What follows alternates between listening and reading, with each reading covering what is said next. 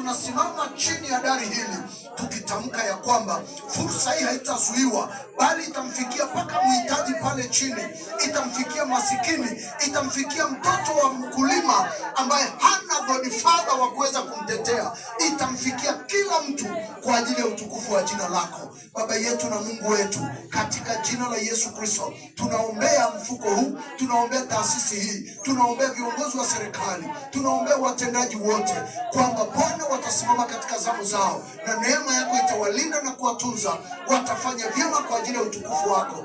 Especially tunamuinua ndugu yetu Moses mbele za uso wako. Tunaomba ulinzi wa damu ya Yesu Kristo juu ya maisha yake.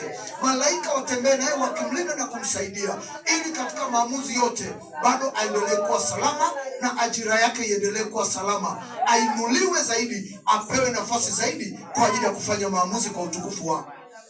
Baba, katika jina la Yesu tunakushukuru kwa ajili ya neema na fadhili zako. Asante kwa uaminifu na upendo wako mkuu.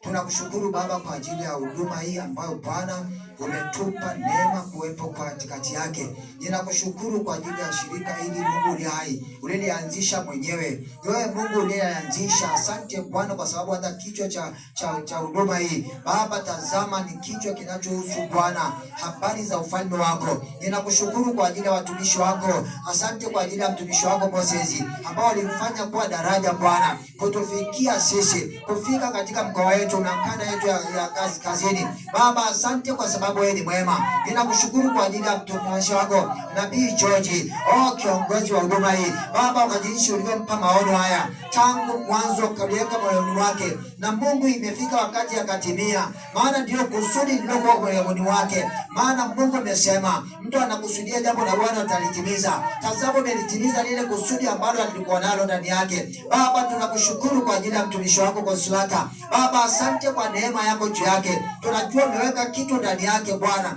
kwa ajili ya jamii ya Tanzania, kwa ajili ya kusaidia wa Tanzania, kwa ajili ya vijana wa Tanzania. Asante kwa ajili ya huduma hii, shirika hili kwa ujumla. Asante kwa ajili ya waanzilishi wote. Asante kwa ajili ya wote wanachama wote. Ninakushukuru Mungu wa mbinguni, kwa maana utaenda kutenda makuu, utaenda kutenda maajabu. Tunamfunika mtumishi wako Moses kwa damu ya Yesu. Damu ya uzime mfunike, awe salama siku zote. Maadui Bwana wasimuone, bali neema yako imfunike. Shika kwa mkono wa kuume haki yako, maana wewe ni Mungu unayeweza. Tunajua maadui ni wengi, wale waliokuwa wanataka hii nafasi wakakosa ni maadui zake Bwana. Baba, ukamfunike wasimuone Baba, bali neema yako yapatane pamoja naye. Namfunika George kwa damu ya Yesu pamoja na Consolata. Nafunika viongozi wetu kwa damu ya Yesu. Baba wa mbinguni, tunamleta rais wetu mikononi mwako Samia Suluhu Hassan. Baba, kwa uweza huu, kwa neema uliyompa Bwana, kukumbuka Bwana kanisa na kuona kanisa ndio linasifaa kumsaidia.